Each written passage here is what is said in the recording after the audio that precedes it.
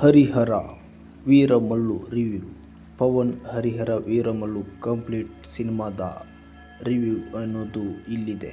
Power star Pavan Kalyan ಅಭಿನಯದ ಈ ಒಂದು ಸಿನಿಮಾವು ಅದ್ದೂರಿಯಾಗಿ ರಿಲೀಸ್ ಆಗಿದೆ. ಬಹಳ ವರ್ಷಗಳ ಬಳಿಕ ಬೆಳ್ಳಿ ಪರದೆಯ ಮೇಲೆ ಮತ್ತೆ ಪವನ್ ಕಲ್ಯಾಣ್ ಅವರು ಅಬ್ಬರಿಸಿದ್ದಾರೆ. ಅದು ಕೂಡ ಪ್ರಪಂಚ ವೀರಮಲ್ಲು ಅವತಾರದಲ್ಲಿ. ರಾಜಕೀಯ ರಂಗದಲ್ಲಿ ಕಳೆದು ಹೋಗಿದ್ದ ಪವನ್ ನಿಂತು ಹೋಗಿದ್ದ ಸಿನಿಮಾ ಮುಗಿಸಿ ಪ್ರೇಕ್ಷಕರ ಮುಂದೆ ಮತ್ತೆ ಹೆಜ್ಜೆ ಇಟ್ಟಿದ್ದಾರೆ. ಐತಿಹಾಸಿಕ ಕಥಾಹಂತರದ ಈ ಒಂದು ಕಾಲ್ಪನಿಕ ಕಥೆಯಲ್ಲಿ ಭಾರಿ ಸಾಹಸವನ್ನು ಹೇಳುವಂಥ ಸಿನಿಮಾ ಪವನ್ ಕಲ್ಯಾಣ್ ಅವರು ಅಭಿನಯಿಸಿದ್ದು, ಕ್ರಿಶ್ ಹಾಗೂ ಜ್ಯೋತಿ ಕೃಷ್ಣ ಹರಿಹರ ವೀರಮಲ್ಲು ಸಿನಿಮಾವನ್ನು ನಿರ್ದೇಶನವನ್ನು ಮಾಡಿದ್ದಾರೆ. 5 ವರ್ಷಗಳ ಹಿಂದೆ ಶುರುವಾಗಿದ್ದ ಈ ಸಿನಿಮಾ ಅಂತೂ ಇಂತೂ ತೆರೆಗೆ ಬಂದಿದೆ. ಪವನ್ ಕಲ್ಯಾಣ್ ಕೂಡ ಈ ಚಿತ್ರಕ್ಕಾಗಿ ಭಾರಿ ಪರಿಶ್ರಮ ಹಾಕಿದ್ದಾರೆ. ಹಾಗಾಗಿ ನಿರೀಕ್ಷೆ ಕೂಡ ಹೆಚ್ಚಾಗಿತ್ತು. ಪೋಸ್ಟರ್, ಟೀಸರ್ ಎಲ್ಲವೂ ನಿರಾಸೆ ಮೂಡಿಸಿತ್ತು. ಟ್ರೈಲರ್ನಿಂದ ಸಿನಿಮಾ ಬಗ್ಗೆ ಕೊಂಚ ಹೈಪ್ ಕ್ರಿಯೇಟ್ ಆಗಿತ್ತು. ಹಾಗಾಗಿ ಈ ಒಂದು ಸಿನಿಮಾವನ್ನು ನೋಡಲೇಬೇಕು ಅಂತ ಅಭಿಮಾನಿಗಳು ಕುತೂಹಲದಿಂದ ಕಾಯ್ತಾ ಇದ್ರು. ಕೊನೆಗೂ ಸಿನಿಮಾ ಅದ್ದೂರಿಯಾಗಿ ಜುಲೈ 24, 2025ರಂದು ವಿಶ್ವದಾದ್ಯಂತ ಹರಿಹರ ವೀರಮಲ್ಲು ಸಿನಿಮಾ ಅದ್ದೂರಿಯಾಗಿ ಬಿಡುಗಡೆಯಾಗಿದೆ. ಬೆಳ್ಳಂಬೆಳಗ್ಗೆ ಅಭಿಮಾನಿಗಳು ಸಿನಿಮಾವನ್ನು ನೋಡಲು ಮುಗಿಬಿದ್ದಿದ್ದಾರೆ. ಆದರೆ ಒಂದು ದಿನ ಮೊದಲೇ ಅಂದರೆ ನಿನ್ನೆ ರಾತ್ರಿಯೇ ಅಭಿಮಾನಿಗಳಿಗಾಗಿ ಪವನ್ ಕಲ್ಯಾಣ್ ಅವರು ಪರಿಶ್ರಮ ಹಾಕಿ ಈ ಒಂದು ಸಿನಿಮಾವನ್ನು ತೆಗೆದಿದ್ದಾರೆ ಎಂಬಂಥ ದೃಶ್ಯಗಳು ಕೂಡ ಈ ಸಿನಿಮಾದಲ್ಲಿ ಕಾಣಬಹುದಾಗಿದೆ. ಹರಿಹರ ವೀರಮಲ್ಲು ಕಥೆಯನ್ನು ನೋಡೋದಾದರೆ 16ನೇ ಶತಮಾನದಲ್ಲಿ ಸಿನಿಮಾ ಕಥೆ ಸಾಗುತ್ತದೆ. ಮೊಘಲರ ಆಳ್ವಿಕೆಯಲ್ಲಿ ಭಾರತೀಯರು ಸಂಕಷ್ಟ ಎದುರಿಸುತ್ತಿದ್ದರು. ಆ ಸಮಯದಲ್ಲಿ ಔರಂಗಜೇಬ್ ದಬ್ಬಾಳಿಕೆ ಮಿತಿ ಮೀರಿರುತ್ತೆ. ಬಲವಂತದಿಂದ ಮತಾಂತರ ಮಾಡುತ್ತಿರುತ್ತಾರೆ. ಒಪ್ಪದವರ ಮೇಲೆ ಜಿಜಿಯಾ ತೆರಿಗೆ ಹಾಕುತ್ತಿರುತ್ತಾನೆ. ಇತ್ತ ಕೊಲ್ಲೂರು ಪ್ರಾಂತ್ಯದಲ್ಲಿ ಸಿಗುವ ಬಹಳ ಅಮೂಲ್ಯವಾದ ಕೊಹಿನೂರು ವಜ್ರವನ್ನು ಔರಂಗಜೇಬ್ ವಶಪಡಿಸಿಕೊಳ್ಳುತ್ತಾನೆ. ರಾಬಿನ್ ಹುಡ್ ಮಾದರಿಯ ಕಳ್ಳ ವೀರಮಲ್ಲು ಪವನ್ ಕಲ್ಯಾಣ್ ಅವರು ವಜ್ರಗಳನ್ನು ಕದಿಯುವುದು ಅವನ ಕೆಲಸವಾಗಿರುತ್ತೆ. ಉಳ್ಳವರ ಬಳಿ ಕದ್ದು ಇಲ್ಲದವರಿಗೆ ಕೊಡುತ್ತಿರುತ್ತಾನೆ. ವೀರಮಲ್ಲು ಶಕ್ತಿ ಸಾಮರ್ಥ್ಯ ಗೋಲ್ಕೊಂಡದ ದೊರೆ ಕುತುಬ್ ದಲಿತ್ ತಾಹಿಲ್ಗೆ ಗೊತ್ತಾಗುತ್ತದೆ. ಆತನನ್ನು ಕರೆಯಿಸಿ ಮತ್ತೆ ಅವನಿಗೆ ತೆಗೆದುಕೊಂಡು ಕೆಲಸವನ್ನು ವಹಿಸುತ್ತಾನೆ. ಇದನ್ನು ವೀರಮಲ್ಲು ಒಪ್ಪಿಕೊಳ್ಳುವುದು ಏಕೆ? ಅದಕ್ಕಾಗಿ ಆತ ಹಾಕುವ ಷರತ್ತು ಏನು? ಕೊಹಿನೂರು ವಜ್ರಕ್ಕಾಗಿ ಹೈದರಾಬಾದ್ನಿಂದ ದೆಹಲಿಗೆ ಹೊರಡುವ ವೀರಮಲ್ಲು ಈ ಪ್ರಯತ್ನದಲ್ಲಿ ಯಶಸ್ವಿ ಆಗುತ್ತಾನಾ?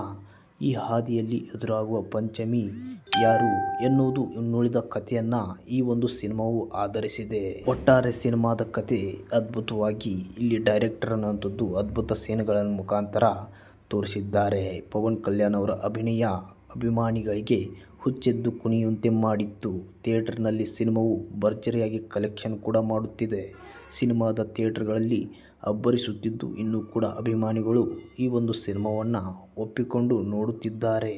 ಸಿನಿಮಾ ಹೇಗಿದೆ? ಹರಿಹರ ವೀರಮಲ್ಲು ನೈಜ ಕಥೆಯಲ್ಲ, ಮೊಘಲರ ಆಳ್ವಿಕೆ ಹಿನ್ನೆಲೆಯಲ್ಲಿ ಪವನ್ ಕಲ್ಯಾಣ್ ಹೇಳಿದ್ದಾರೆ. ಇತ್ತೀಚೆಗೆ ಇಂತಹ ಪ್ರಯತ್ನಗಳು ನಡೆಯುತ್ತಿದೆ. ಅಲ್ಲೂರಿ ಸೀತಾರಾಮರಾಜು ಹಾಗೂ ಕೊಮರಂ ಭೀಮ್ ಎಂಬ ಸ್ವಾತಂತ್ರ್ಯ ಹೋರಾಟಗಾರರ ಹಿನ್ನೆಲೆಯಲ್ಲಿ ರಾಜಮೌಳಿ RRR ಸಿನಿಮಾ ಕಟ್ಟಿಕೊಟ್ಟಿದ್ದು ಗೊತ್ತೇ ಇದೆ. ಅದೇ ರೀತಿ ಇಲ್ಲಿ ಕೂಡ ಒಂದು ಕಾಲ್ಪನಿಕ ಕಥೆ ಇದೆ. ಆದರೆ ಅದನ್ನು ಇತಿಹಾಸದ ಪಾತ್ರಗಳ ಜೊತೆಗೆ ಸಮೀಕರಿಸಿ ಸಿನಿಮಾ ಮಾಡುವ ಪ್ರಯತ್ನವನ್ನು ಇಲ್ಲಿ ಮಾಡಿದ್ದಾರೆ. ಇನ್ನು ಈ ಕಥೆಯನ್ನು ಆಯ್ಕೆ ಮಾಡಿಕೊಂಡಿರುವುದು ಕೂಡ ತುಂಬ ಚೆನ್ನಾಗಿದೆ. ಆದರೆ ಅದನ್ನು ಚಿತ್ರಕಥೆ ಮಾಡಿ ಸಿನಿಮಾ ರೂಪಕ್ಕೆ ಇಳಿಸುವಲ್ಲಿ ಚಿತ್ರತಂಡ ಸ್ವಲ್ಪ ಸೋತಿದೆ ಎನ್ನಲಾಗ್ತಿದೆ. ಬರೀ ಕಮರ್ಷಿಯಲ್ ಸಿನಿಮಾಗಳಲ್ಲಿ ನಟಿಸುತ್ತಿದ್ದ ಪವನ್ ಈಗ ಐತಿಹಾಸಿಕ ಪಾತ್ರದಲ್ಲೂ ಕೂಡ ಅಭಿಮಾನಿಗಳು ಮೆಚ್ಚಿಕೊಳ್ಳುವಂತೆ ಈ ಒಂದು ಸಿನಿಮಾದಲ್ಲಿ ಅಭಿನಯಿಸಿದ್ದಾರೆ. ಆದರೆ ಇದರಲ್ಲಿ ಸಂಪೂರ್ಣವಾಗಿ ಚಿತ್ರತಂಡ ಗೆದ್ದಿಲ್ಲ.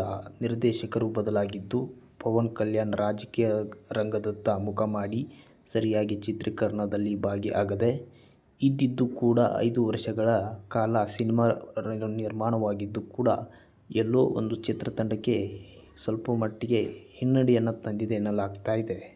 ಸಾಕಷ್ಟು ಕಡೆಗಳಲ್ಲಿ ಪವನ್ ಕಲ್ಯಾಣ್ ಬದಲು ಡ್ಯೂಪ್ ಬಳಸಿ ಚಿತ್ರೀಕರಣ ನಡೆಸಿರುವುದು ಕೂಡ ಸ್ಪಷ್ಟವಾಗಿ ಕಾಣುತ್ತಿದೆ.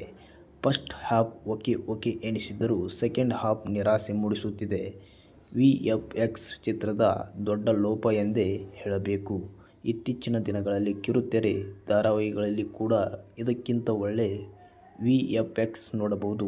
ಆದರೆ ಹರಿಹರ ವೀರಮಲ್ಲು ಸಿನಿಮಾ ಗ್ರಾಫಿಕ್ಸ್ ಬೇಸರ ಮೂಡಿಸುತ್ತಿದೆ. ಎಂ ಕೀರವಾಣಿ ಸಂಗೀತ ಚಿತ್ರದ ದೊಡ್ಡ ಬಲ ಸಾಕಷ್ಟು ಸನ್ನಿವೇಶಗಳನ್ನು ಕೂಡ ತಮ್ಮ ಸಂಗೀತದಿಂದ ಮೇಲೆತ್ತುವ ಪ್ರಯತ್ನ ಮಾಡಿದ್ದಾರೆ. ಸೆಕೆಂಡ್ ಹಾಫ್ನಲ್ಲಿ ಬರುವ ಆ್ಯಕ್ಷನ್ ಸನ್ನಿವೇಶಗಳು ಬಹಳ ಪೇಲವಾಗಿವೆ. ಡಬ್ಬಿಂಗ್ ಕೂಡ ಅಲ್ಲಲ್ಲಿ ಕೈ ಕೊಟ್ಟಿದೆ. ಕಲಾವಿದರ ತುಟಿ ಚಲನೆಗೂ ವಾಯ್ಸ್ಗೂ ಸಿಂಕ್ ಆಗುವುದಿಲ್ಲ. ಫಸ್ಟ್ ಹಾಫ್ ನೋಡಿ ವಾರೆ ವಾ ಎಂದ ಅಭಿಮಾನಿಗಳು ಸೆಕೆಂಡ್ ಹಾಫ್ ನೋಡಿ ಮುಖ ಬಾಡುತ್ತಿದೆ ಎನ್ನಲಾಗ್ತಿದೆ. ಅಷ್ಟರ ಮಟ್ಟಿಗೆ ಸಿನಿಮಾ ನಿರಾಸೆಯನ್ನು ಮೂಡಿಸ್ತಾ ಇದೆ. ಆರಂಭದಲ್ಲಿ ಒಂದರಲ್ಲಿ ಬರುವ ಸಾಹಸ ಸನ್ನಿವೇಶ ಮಜಾ ಕೊಡುತ್ತದೆ. ಇಡೀ ಸಿನಿಮಾ ನಿರ್ದೇಶಕ ಕ್ರಿಶ್ ನಿರ್ದೇಶನ ಮಾಡಿದ್ದಾರೆ. ಚೆನ್ನಾಗಿರುತ್ತಿತ್ತು ಎನಿಸುತ್ತದೆ.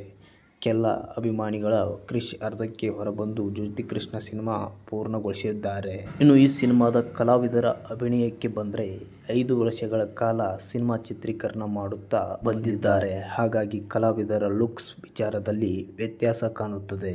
ಪವನ್ ಕಲ್ಯಾಣ್ ನಟನೆಯ ವಿಚಾರದಲ್ಲಿ ಪ್ರೇಕ್ಷಕರನ್ನು ರಂಜಿಸಿದ್ದಾರೆ. ಎಲಿಮಿನೇಷನ್ ಶಾಟ್ಗಳಲ್ಲಿ ಪವನ್ ಹೆಚ್ಚು ಅಬ್ಬರಿಸಿದ್ದಾರೆ. ಪವನ್ ಸ್ಟಾರ್ ತೆರೆ ಮೇಲೆ ಬಂದಾಗಲೆಲ್ಲ ಅಭಿಮಾನಿಗಳ ಸಂಭ್ರಮ ಮುಗಿಲು ಮುಟ್ಟಿತ್ತು. ಮೊದಲೇ ಹೇಳಿದಂತೆ ಆ್ಯಕ್ಷನ್ ಸನ್ನಿವೇಶಗಳಲ್ಲಿ ಡ್ಯೂಪ್ ಬಳಸಿರುವುದು ಬೇಸರ ಮೂಡಿಸುತ್ತಿದೆ. ಪಂಚಮಿ ಪಾತ್ರದಲ್ಲಿ ನಿಧಿ ಅಗರ್ವಾಲ್ ಪಾತ್ರಕ್ಕೆ ಹೆಚ್ಚಿನ ಮಹತ್ವ ಇಲ್ಲ. ಆದರೆ ಒಂದು ಸಣ್ಣ ಟ್ವಿಸ್ಟ್ನಿಂದ ಆಕೆಯ ಪಾತ್ರ ಮನಸ್ಸಿನಲ್ಲಿ ಉಳಿಯುವಂತಾಗುತ್ತದೆ. ಇನ್ನು ಈ ಚಿತ್ರದಲ್ಲಿ ಪವನ್ ಅವರನ್ನ ಬಿಟ್ಟರೆ ಸ್ಟಾರ್ ನಟ ಮತ್ತೊಬ್ಬರು ಎಂದರೆ ಬಾಡಿ ಡಿಯೋಲ. ಇತ್ತೀಚೆಗೆ ಪವರ್ಫುಲ್ ಪಾತ್ರಗಳಿಗೆ ಅವರು ಪ್ರೇಕ್ಷಕರನ್ನು ರಂಜಿಸುತ್ತಿದ್ದಾರೆ. ಔರಂಗಜೇಬ್ ಆಗಿ ಸನ್ನಿ ಗಮನ ಸೆಳೆಯುತ್ತಾರೆ. ಇನ್ನುಳಿದಂತೆ ಸಚಿನ್ ಖಡೇಕರ್, ರಘುಬಾಬು, ಸತ್ಯರಾಜ್ ಎಲ್ಲರೂ ತಮ್ಮ ತಮ್ಮ ಪಾತ್ರಗಳನ್ನು ಸೊಗಸಾಗಿ ನಿಭಾಯಿಸಿದ್ದಾರೆ. ಟೆಕ್ನಿಕಲಿ ಸಿನಿಮಾವನ್ನು ನೋಡೋದಾದರೆ ಎಂ ಕೀರವಾಣಿ ಸಂಗೀತವೇ ಚಿತ್ರದ ಹೈಲೈಟ್ ಆಗಿದೆ. ಇನ್ನು ಸಾಯಿ ಮಾಧವ್ ಬುರ್ರಾ ಸಂಭಾಷಣೆ ಚಿತ್ರಕ್ಕೆ ಪೂರಕವಾಗಿದೆ. ಕ್ರಿಶ್ ಇಡೀ ಚಿತ್ರಕ್ಕೆ ಚಿತ್ರಕಥೆ ಒದಗಿಸಿದ್ದಾರೆ ಅಥವಾ ಅದನ್ನು ಜ್ಯೋತಿಕೃಷ್ಣ ಬದಲಿಸಿಕೊಂಡ್ರಾ ಗೊತ್ತಿಲ್ಲ. ಜ್ಞಾನಶೇಖರ್ ಹಾಗೂ ಮನೋಜ್ ಪರಮಹಂಸ ಛಾಯಾಗ್ರಹಣ ಕೆಲವು ಕಡೆಗಳಲ್ಲಿ ಒಳ್ಳೆಯ ಅನುಭವ ನೀಡುತ್ತದೆ. VFX ಚಿತ್ರಕ್ಕೆ ದೊಡ್ಡ ಹೊಡೆತವನ್ನು ಕೊಟ್ಟಿದೆ.